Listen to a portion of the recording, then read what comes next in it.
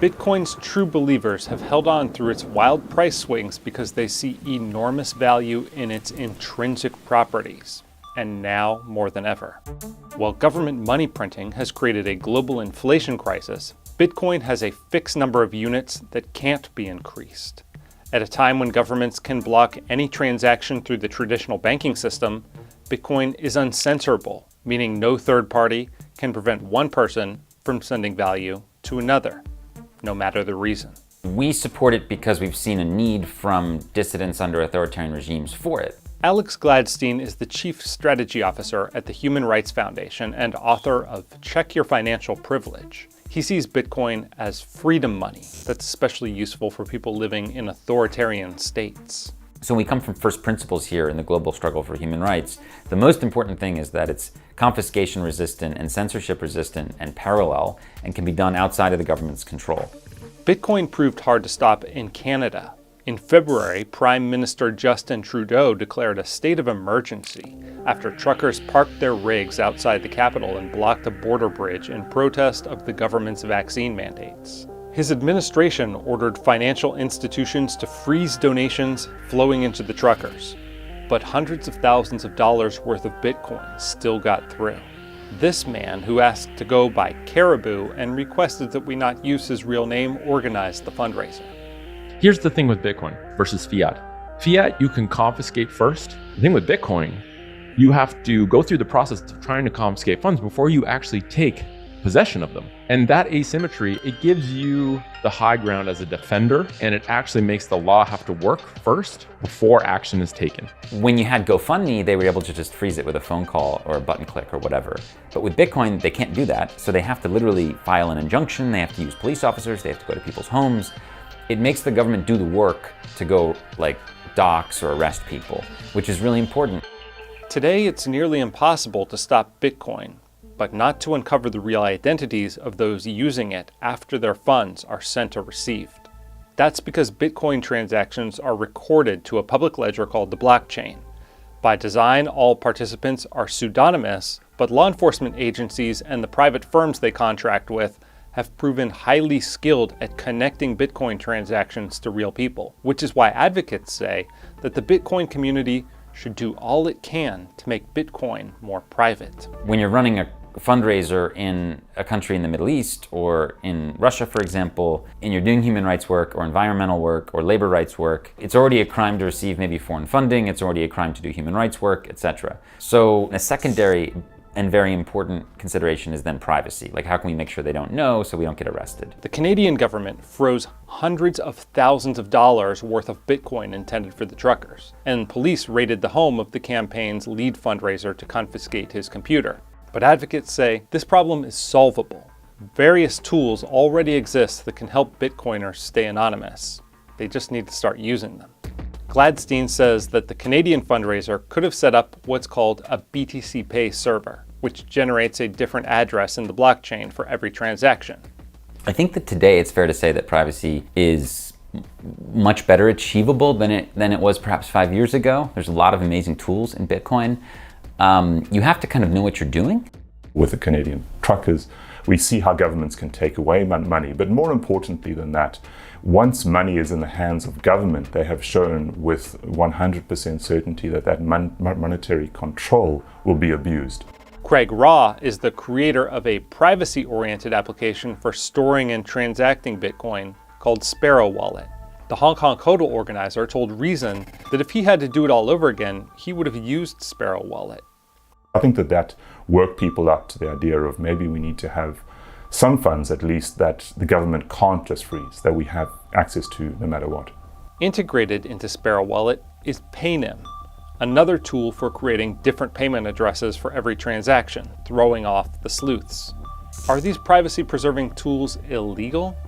Generally, they're not, just as long as there's no third-party service involved. In April, the Fed seized Bitcoins valued at $34 million from an individual in South Florida accused of selling stolen passwords, whom they caught by connecting his online profile to an address previously listed to receive shipments.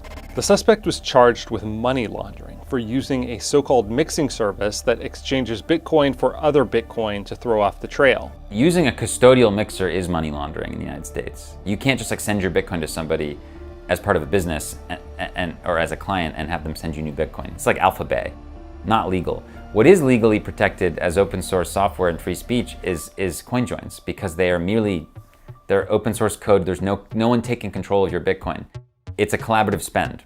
That's completely legal here. CoinJoins, which are built into Sparrow Wallet, are another technique for obfuscating the trail. They combine lots of Bitcoin and then break them back into pieces, so it's hard to figure out whose money is going where. I think the best analogy for it is like smelting gold. This Bitcoin developer, who asked to be identified as Samurai, is the creator of the Samurai Wallet, which created Paynims and a CoinJoin protocol called Whirlpool. You take your Bitcoin, you add it into Whirlpool, and Whirlpool smelts it into new pieces that are not associated to the original piece. How much of this is going to be kind of an arms race between you and the blockchain analysis type companies, where they're just going to change their heuristics and get more sophisticated in their analysis? Yeah, there's some of that. I think that we can move quicker, and we've proven that we can move quicker than the chain surveillance companies. What is the reason for that asymmetry? We're a small open source team, and generally you can move quicker without the bureaucracy of a chain surveillance company. A front line in the developing Bitcoin privacy arms race is the Lightning Network, which is a decentralized payment network for Bitcoin. The Bitcoin network itself can never scale to the size of Visa or MasterCard because every transaction needs to appear on the blockchain. And if there were too much data stored on this public ledger, it would become too unwieldy for users all around the world to maintain a constantly updated copy, which is what makes the network decentralized and thus highly resistant to government control in the first place. The Lightning Network was designed to extend Bitcoin's capacity almost infinitely, and it's analogous to a bar tab, in which lots of small purchases are added up and combined into one transaction at the end of the night. But it also enhances privacy, because like with a CoinJoin, chain analysis firms can't easily untangle what transactions were included in the bundle. You might have a Cash App or Coinbase account, or some sort of account that the government knows about, and you have income coming in, but then you withdraw into the Lightning Network and you get that same degree of privacy. Ditto with deposits. There are cryptocurrencies specifically designed to anonymize transactions, such as Zcash and Monero, which use zero-knowledge proof encryption. But Ra and Samurai have focused their attention on Bitcoin because it has wider adoption, a larger network, and is more decentralized. Monero is interesting from a privacy point of view, but less interesting from a store of value point of view. And really, store of value, I think, is going to become the driving reason people turn to Bitcoin in the coming years. The people are using Bitcoin. Bitcoin is here. It has the longest amount of history and has the largest user base. So really, what would make sense for us to just say, oh, okay, all of you, you're screwed privacy-wise. Just use Monero. That's not how it works. An unsolved problem is that all of these privacy-preserving tools require that users maintain custody of their own Bitcoin, which requires some technical savvy. It's much easier to store your Bitcoin on an exchange like Coinbase, which requires you to upload an image of your driver's license to comply with a federal anti-money laundering regulation called Know Your Customer, or KYC. Samurai isn't available for iPhones, and Sparrow Wallet doesn't exist yet for mobile at all. Samurai says that using Bitcoin anonymously might be more difficult, but that it's the raison d'etre of a technology rooted in the privacy-obsessed cypherpunk movement of the 1990s. That message has gotten diluted as the years have gone on, but at its root, it's a cypherpunk tool to route around the state, and it's only useful if we use it that way. Ra says that the biggest privacy boon for Bitcoin would be a protocol change built into the network itself that combines transactions automatically, in effect making CoinJoins the default. It's one of those things that everyone in the privacy Bitcoin world really has their eye on. So that's for me the most important thing that I would hope for in terms of the future.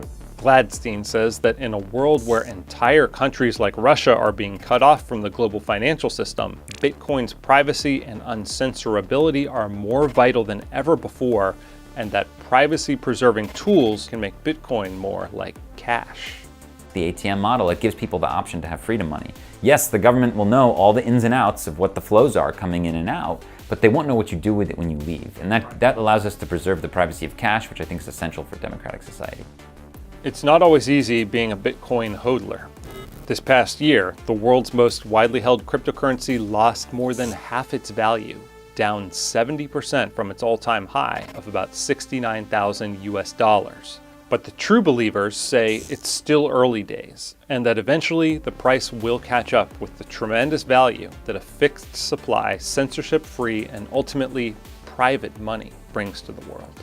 Why should the government be able to see everything that we do from a transactional point of view? I mean, it's a very Orwellian world where, you know, all of that stuff is just available, and furthermore, once it becomes available, it becomes easy to stop.